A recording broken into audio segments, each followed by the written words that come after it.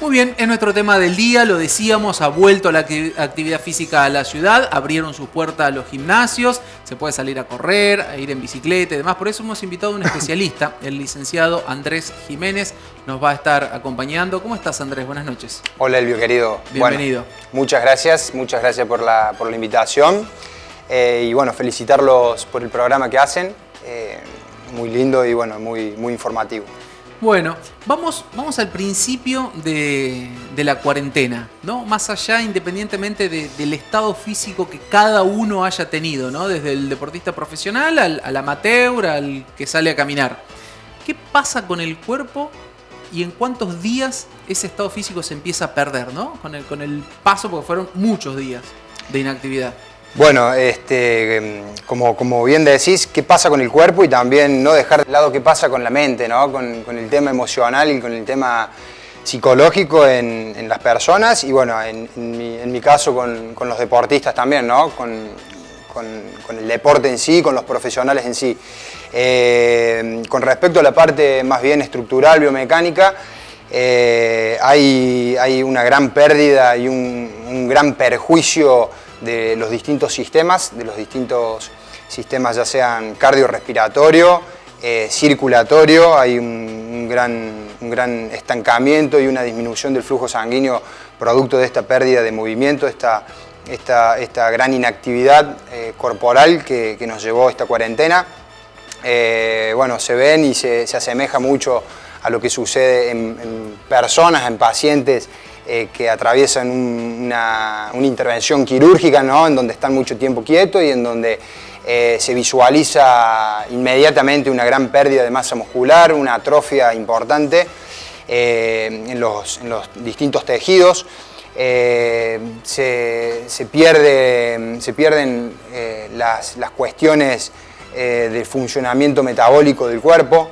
Existen grandes desventajas y carencias que van apareciendo a causa de esta gran pandemia que nos tocó atravesar, de este gran confinamiento, ¿no? Que nos tocó vivir y que bueno, que ha repercutido mucho en la parte integral y en la parte funcional y neurofisiológica de las personas. Andrés, y a la hora de regresar a la actividad, ¿cuáles serían las recomendaciones? Hemos visto lesionados en deportistas súper profesionales, me imagino que en el amateur, que va al gimnasio, que sale a correr y demás. ¿Cuáles son los cuidados? Bueno, ahora más que nada hay un estado, digamos, de ansiedad, de ansiedad y de prematurez por salir a las calles, a los gimnasios, a entrenar. Creo que las personas esperaban este momento, esta etapa, en reincorporarse a las actividades. Y bueno, y es el momento en donde hay que ser cautos, hay que ser, digamos, precavidos a la hora de volver a la competencia. Como te decía antes, existe una gran pérdida de esa adaptación que se generó durante los procesos de entrenamientos anteriores que las personas venían realizando. Y bueno, todo lo que tiene que ver con esa adaptabilidad de los tejidos ha ido decreciendo, ha ido deteriorándose. Y bueno, ahora considero que es muy importante el rol de los profesionales, de los profes, los preparadores físicos que obviamente sugiero y le doy una importancia significativa a su labor, a su trabajo, porque creo que son los vectores y los grandes propulsores de poder retomar la actividad de manera consciente, de manera ordenada, controlando las cargas de trabajo, controlando el volumen de entrenamiento. Y bueno, es necesario, digamos, hacer las cosas de manera planificada, progresiva y paulatina ya sea para volver a una actividad, ¿no? Deportiva como la que propone un club, como también a actividades individuales, ¿no? de personas que por ahí salen a correr por su cuenta, a bicicletear, a pedalear. Bueno, creo que hay que tomar los recaudos y las normas y tomar conciencia de que por ahí muchos los deportistas o las personas en esta fase han entrenado por su cuenta, han entrenado de manera individual y eso tampoco ha sido favorable ni beneficioso, ¿no?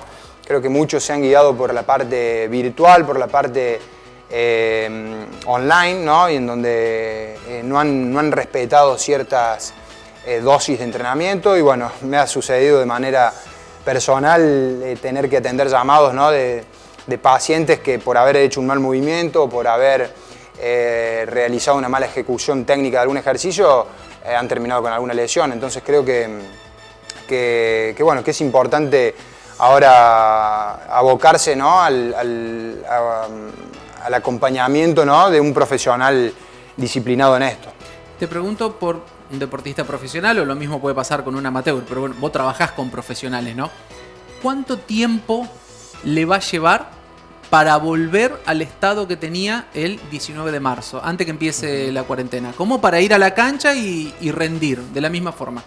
Sí, más o menos. Más no sé o menos, no debe ser exacto, supongo, por todo esto que nos ha sucedido, ¿no? Y por ahí, por las investigaciones y en lo que respecta a las ciencias del movimiento, ¿no? Cuando hay un parate, generalmente se supone que el tiempo de adaptación acontece al mismo tiempo de suspensión, ¿no? Y de pausa de la actividad. O sea, si hemos estado 3 meses inactivos, vamos a necesitar ese tiempo.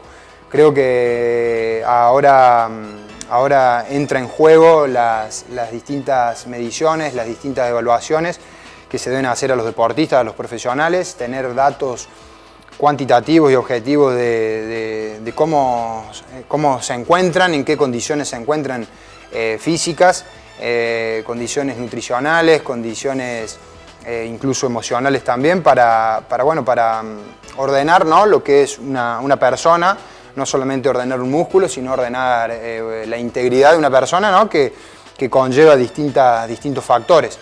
Creo que va a ser necesario poder, digamos, como te decía, planificar progresiones de trabajo en base a estrategias preventivas y protectivas que existen y que suponemos para cada disciplina, para cada actividad, pero también individualizar los trabajos y las tareas que debe realizar cada deportista. O sea, no van a venir todos los deportistas con la misma estructura, con la misma condición, ¿no? Hablando un poquito de esto, ¿a qué se refieren cuando dicen el cuerpo tiene memoria? Yo a veces siento que se olvida el cuerpo de algunas cosas.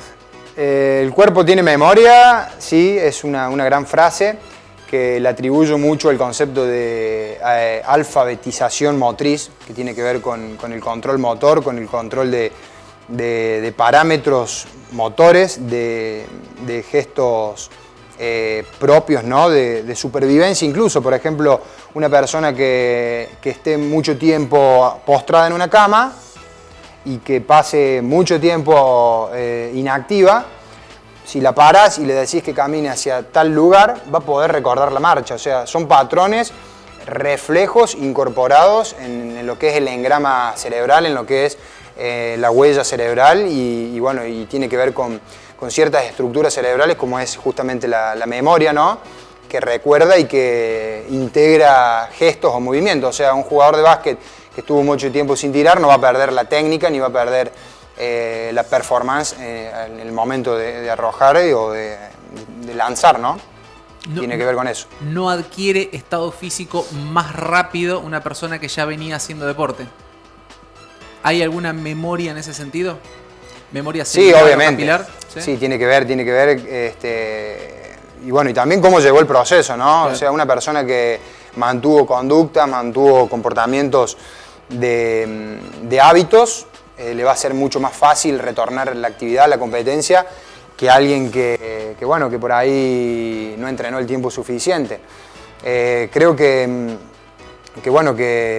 ningún profesional, más allá de que hoy en día los profesionales están al alcance de mucha información, distinto a los deportistas o atletas de otras épocas, de otros tiempos, creo que que los deportistas están mucho más educados, que han adquirido aprendizaje de manera más inmediata, porque tenemos al alcance información, porque bueno, hoy en día existen charlas, los clubes presentan proyectos de trabajo, tienen estructura de recursos humanos para educar a los jugadores. En mi caso yo noto mucho eso, que vienen jugadores de otros clubes, ¿no? Expertos ya, con experiencia, con ciertos hábitos, con ciertas conductas, desde el punto de vista de la alimentación, desde el punto de vista de cómo descansar, cómo recuperarse, estrategias para sentirse mejor.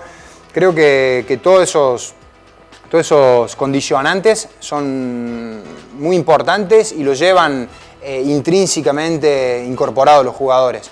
Pero asimismo creo que no alcanzó porque un jugador o un profesional o un deportista amateur, el tiempo que entrenó en su casa puede haber sido muy bueno, de promedio 2 horas, 3 horas, y con un buen entrenamiento, con una buena calidad de ejecución y de seguimiento de las tareas que debía realizar, pero el resto del día, las 22 horas restantes, se les ha pasado de manera sedentaria, con poca actividad, con poco movimiento, y acá lo que influye mucho es esa cronicidad, ese lapso de tiempo, y no un poquito de tiempo, o sea, es el estímulo constante a lo que venimos acostumbrados y que de un día al otro, digamos, nos encontramos estancados e inactivos, atrofiados, ¿no?, ante el movimiento.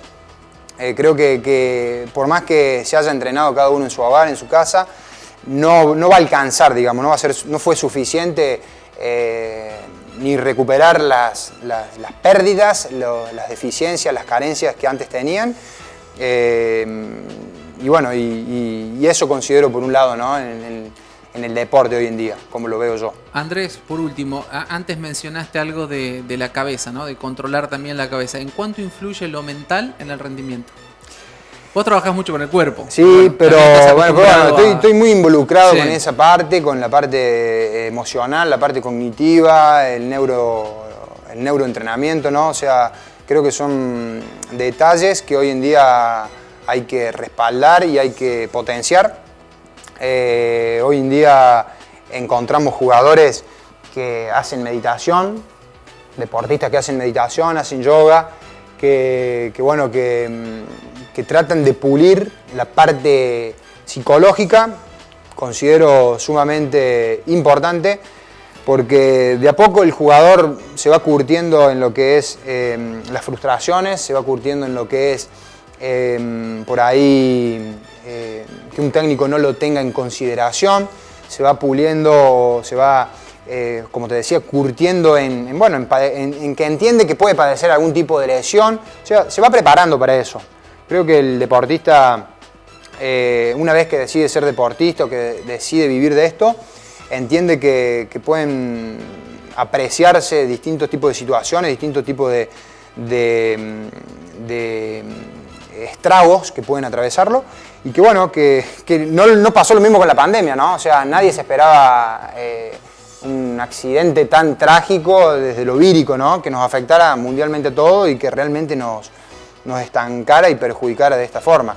Entonces creo que el fortalecimiento mental, creo que la armonización psicológica, poder aceptar que pueden existir frustraciones, que pueden existir conflictos desde el punto de vista deportivo, desde el punto de vista del rendimiento, y bueno, y ahora en esta situación poder afrontarlo y poder sacar un rédito aún mayor a todo esto, ¿no?, a todo este acontecimiento. Andrés, muchas gracias. Bueno, muchas gracias, ha sido muy amable por la visita. Gracias a ustedes.